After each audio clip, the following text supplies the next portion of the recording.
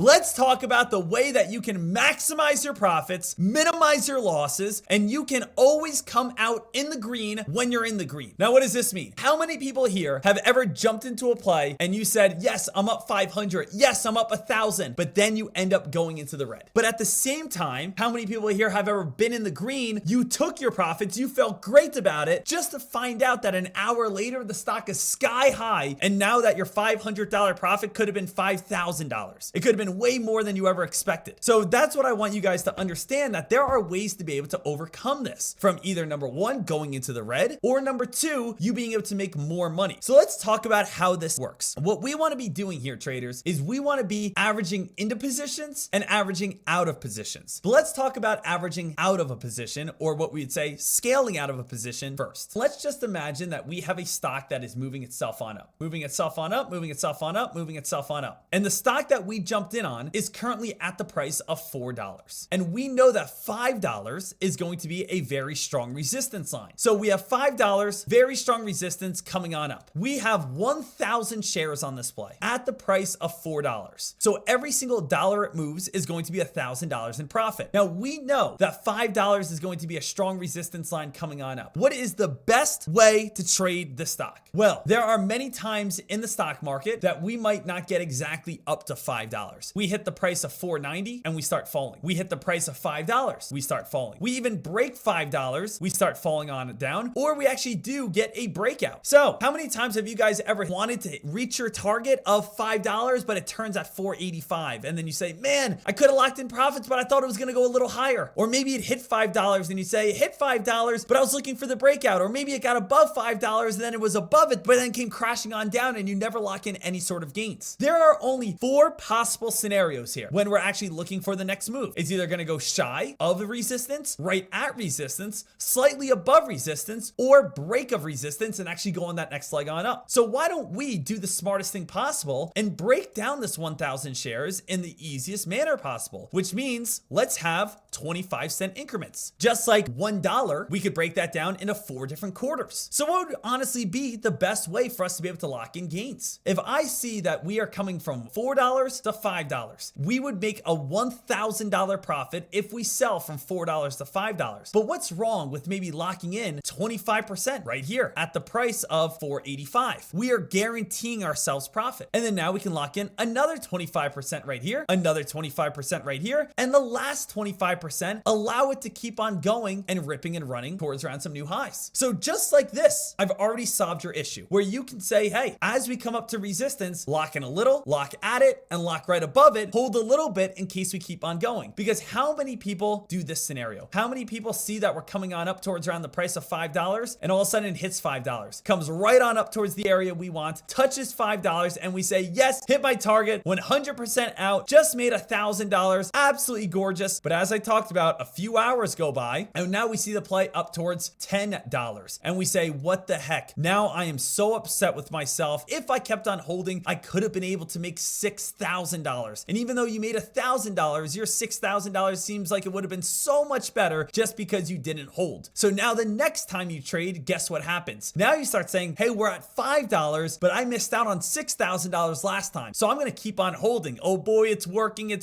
then frank, all the way on down, and you never took any profits, and you actually get out here, and now you're in the red, and now you're just as upset because you never locked in profits. So it seems like if I don't lock in profits, I'm upset. If I do lock in profits and it goes up even higher, I'm upset. We need to stop being upset. First off, we are making money in the markets. Let's think about the easiest way that we can do this, guys. First strategy I want you guys to know is, remember, there is only going to be 4 different areas, 4 different outcomes. So let's have 4 different exits. Number 1 outcome is just shy of $5. We lock in profits at $4.85. Second outcome is hit $5. We fall on down. Third outcome is we break $5 a little bit, then start falling. Or the fourth outcome is we start breaking out and we start going on up. We hit 25% on every single one. And guess what? If we have $5 here and we fall, boom, we already locked in gains. $5 here, boom, we fall, we already locked in gains, and we can hold the rest. If we do start fading and falling, then yes, you can lock in 100%. But what is a great way to trade as well? A great strategy is, once you get into the green, never allow yourself to go into the red. So let's think about this. How can we put ourselves always and forever in the green? Well, we jump in at the price of $5. We know that we have have very strong support at $5. We see that the stock, spiked on up, bounced off $5, moved on up, bounced off $5, moved on up, bounced off $5. And we say, it looks like it's holding rather well. I'm jumping in right now at the price of $5 with 1,000 shares. This is gorgeous. This is awesome. Now, what does every great trader have? Every great trader has a plan. Every great trader has a stop loss. And we know the worst case scenario is maybe if it falls on down towards the price of 480. Worst case scenario, we dump on down to the price of 480. What's going to happen? We are going to lose $200. That's just the way the game works sometimes. Sometimes we lose $200, but the thing is, as long as we have more reward than risk, that's great. Because while I could lose $200, we could also make 200, make 400, make 600, make 800, and we could be able to make a lot of cash. But what I want you guys to understand here is that once we're in the green, we want to stay in the green. So let's imagine that the stock does a perfect bounce play off $5, and we start going from $5 and we start moving ourselves on up, and we hit this top area right here of 525, 525, 525, and we break that 525. The moment we start breaking 525 here, traders, so many traders make this mistake. They keep the stop loss at the original entry. They keep the stop loss at 485, and they say, okay, I'll sell when it comes down to my stop loss. For me, when I first started stock trading, it was either I make a ton of money or I make decent money and never lock it in until my stop loss is hit. Is there anyone here who holds plays until their stop loss is hit? That's not the way you want to trade. You want to be happy with profits, and you also want to be able to make sure that you always stay in the profits. So how do we do that? Is we just had our stop loss down low. Once we break resistance of, let's say, 525, this is your new stop loss. So now, guess what? The worst case scenario that you could possibly have on this play is that if this play comes back on down towards around the price of 529, the worst case scenario is you are making $290 because you made a 29-cent move. If the stock keeps on going, great. We can start, having different game plans and such. But if it starts turning and dropping, we're out right here. The last thing we want to do is wait for it to come all the way back down here, and now for us to be in the red, and now for us to be out. That's not what we want. That's not the way we want to trade. We want to get involved in these plays the right way. So we can think about all the different ways that we could actually, be involved here. If we think about this, a perfect game plan is this. I see a stock bouncing off $5, bouncing off $5, bouncing off $5. I jump in with 1,000 shares with a stop loss at the price of 485. It doesn't hit 485. Great. Stock starts moving itself on up, and it's doing what I wanted to do. Once we break some old resistance, now that should hold up as support, but we want to make sure no matter what, this is our hard stop. This is where we get out 100% no matter what. Now, as the stock starts moving itself up higher and higher and higher, we could also just be satisfied at some point. The stock might be all the way up towards around the price of $6.10. We could just say to ourselves, hey, you know what? We've gone on a great rip and run so far. Let me lock in 30%. Okay, so I take 30% of my profits right here. We know if the stock does start turning and falling and start dropping, I have a stop loss all the way down here. But let's keep on riding this train on out. Let's say again, the stock keeps on moving. Stock keeps on moving. What do? Why don't we just move our stop loss all the way up to a more reasonable price now? So now we're up here. So we already locked in some gains. We already locked in 30%. The worst case scenario is that the stock starts falling and fading, and then we lock in the rest of it, all 70% right here. And best case scenario is now we come up to resistance, and maybe we can start locking in some more gains up higher, where I could say, okay, we got strong resistance coming on up. Let me lock in another 20% here and 25% right here, and I'll have another 25% to be able to keep on going up even higher. As the stock keeps on going up even more and even more, guess what? We can get rid of our stop loss. We keep going up even higher here. We put our stop loss now up towards this region, and now you guys can get it how once we're in the green, we can never not be in the green. The moment you are in the green, we will stay in the green and we will not go in the red. But remember, the biggest issue is this: never locking in gains, and you basically holding and holding and holding and holding until it all comes down here, and then you say, oh man, I lost on my trade. I wasn't a good trader. Oh, I stink. I smell bad. I need to take a bath. I hear that way too often. You were up a ton, but you never locked in any sort of gains. If you are a person that's saying, Deck, nope, that's not me. I can't relate to that. I just lose every single time. If that's the case, you got to work on entries and X's and your stocks and your timing. Most people can get into the green. Most people, though, don't know how to sell the right way. Now, the same thing can apply when we're looking for entries. When we're looking for entries on a play, such as $5, and we see $5 as our main support line, we could be able to say to ourselves, all right, let's get involved on the stock for that dip buy. Just like we talked about with selling. How many people have ever put a limit order at $5, but it bounced off the price of $5.04, then it went all the way on up? Or maybe it hit $5, then it moved its way on up. Then it came up slightly underneath $5, then it moved on up. Or maybe it cracked all the way on down. Remember, there are only 4 possible possible outcomes a stock can actually do. So why don't we cover all 4? So what we can do here, team, is remember, we can have our first entry slightly above $5, put this at the price of $5.10. Okay, I know $5 is going to hold up as a support line. Let me put an entry at $5.10 and let me only do right here about 10% of my position. So now the stock is falling its way on down. As it starts dropping, boom, 10% of the play is at $5.10.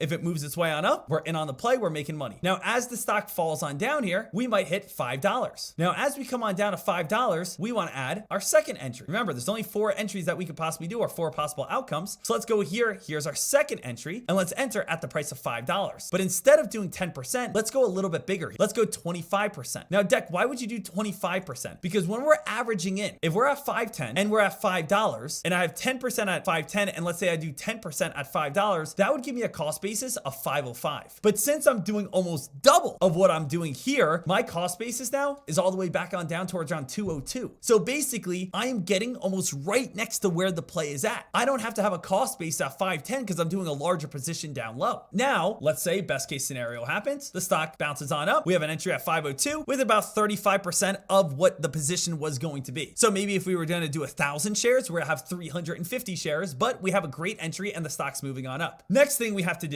is see that the stock is fading itself on down a little bit lower. And sometimes we do get these cracks. So as you guys can imagine, we are going to do even a bigger position here. We got about 35% over on this play. We can go ahead and do 65% right here if we want to. This is going to give us a 100% total and we'll be all set, ready to rock and roll. So now, as you guys can imagine, if our entry was at $5.02 with 35% and now we double that, bring that on down and get another new entry at the price of around $4.85, we are now going to have a new cost basis, not at $5.05, not at $5.02, but now we are going to be bringing our cost basis all the way on down towards probably right around like $4.92, which means we're buying in heavier at the bottom. And now the stock turns and moves its way on up and we get a very nice breakout. So it's beautiful that we're able to cover any sort of move right here. We can add bigger and then we're all set, ready to go. Now, I know there's people watching this right now that all have the same kind of trolled comment right here. Well, what if the stock keeps on falling, Deck? Huh? You're adding on to a stock that is a loser. Hey, very simple one. You guys ready for this? Very simple scenario here. Place a stop loss. Place a stop loss. It's not that difficult. All you got to do is say to yourself, and you know what? If I'm wrong and it keeps on falling, boom, I'm out. So let's think about this. Worst case scenario, you lose $300. What's best case scenario? We have that nice bounce and we move on up. What looks bigger? Does this drop to here look bigger or this spike up to here? You might lose $300 here. You might make $3,000 here. It's all about risk and reward. If I have very minor risk and I have maximum reward, that's fine. If I get in at $4.85 and I have a stop loss at the price of $4.65 and now I have 1,000 shares on this play, I am literally risking $200. If the play goes from $4.85 and spikes up towards around the price of $6, I'm going to be making $1,250. So you are basically almost making 10 times as much as you can lose if you follow this strategy. I am not guaranteeing that every trade is going to be green. That depends on your support. That depends on your resistance. That depends on the prices that you are getting involved in at the entries on where you think reversals are going to happen. But I can tell you, if you are again doing this strategy, you are going to have a great chance of success for buying in and getting out. But I definitely can understand the troll comment of you're just adding more money, adding more money, adding more money. Ladies and gentlemen, that strategy will work as long as you have a stop loss. But you are 100% correct, trolls, if you think that if people are going to say, oh yeah, you're just going to keep adding,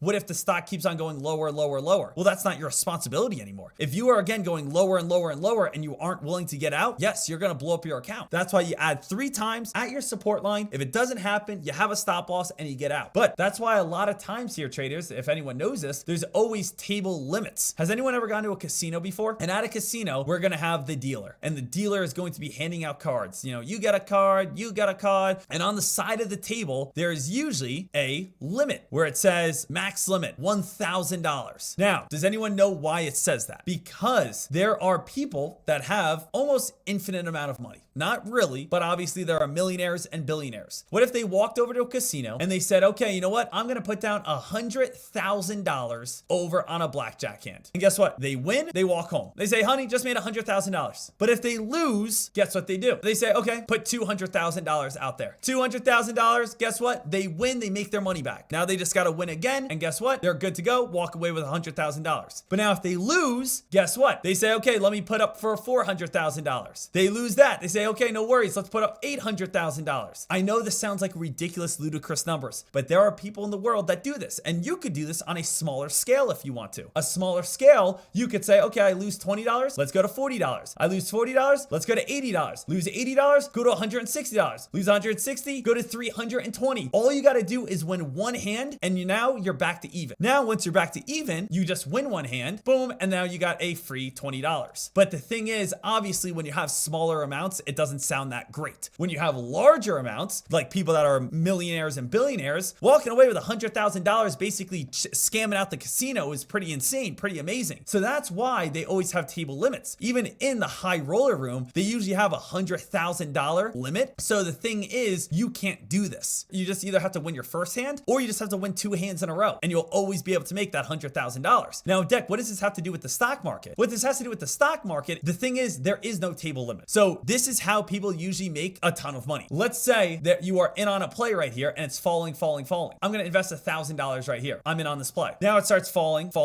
Guess what we do? Fall. We see this play keep dropping on down. We jump in on this play, another $1,000. $1,000 right here. Guess what this does to my cost basis? This puts my new cost basis not at the bottom right here, but it puts it in the middle. Now, guess what happens? Now the stock is falling. And as it falls, we again add another $1,000. So we add another $1,000, and guess what happens? Our cost basis is no longer right here. We know our cost basis is now right here. So the thing is, yes, in the stock market, you can just keep adding until your cost basis comes on down and say, hey, at some point, we're gonna get this dip buy and we're gonna get this bounce, and then I'm gonna have all my funds right here. And then guess what? This is going to be all profit. You are 100% correct, but this only works if you got a whole lot of money and you are basically going in with that idea of, I'm just gonna keep on adding till a bounce play. So it's almost the same exact thing as a casino. Let me just keep adding and doubling up my bet until I win. And it's the same exact thing in stock trading. Let me keep doubling up my bet until I win. Some traders do that. Very risky. I want you to have stop losses. I know that 99% of you don't have the infinite money glitch. If you do have the infinite money glitch, you can just keep doing this until a stock bounces, such as Apple or Tesla or Google or NVDA or whatever play it may be. But if you don't have the infinite money glitch, you definitely want to put a stop loss out there, because that's going to be extremely helpful. So when it comes to buying, when it comes to selling, remember, when it comes to buying, we are going to be looking for 3 different entries. 1 entry above support, 1 entry is at support, 1 entry is underneath support, and then we are going to have a stop loss. When it comes to selling, we are going to be getting out at 4 different possible places, and that is going to be right underneath the resistance, right at the resistance, right above the resistance, and we're going to hold the last little bit in case the stock goes on a very big spike. Now, when it also comes to selling though, is we are also going to have a stop loss, but we're also going to move up our stop loss as the stock climbs on up. So we're always guaranteeing that we are making profits. Sound good? So guys, buying, selling, making sure that you guys are all set. As you guys know, we are always doing this live on Tradecaster.com. That's where we're doing it. Live trading, making this money every single day, showing you exactly how to be trading, just like today when I was able to get in on my positions and I was able to lock in $2,300. So notice how my loss is very small. Notice how my wins are very big, because I'm keeping those tight stop losses and allowing my gains to win by scaling out of positions to make that cash.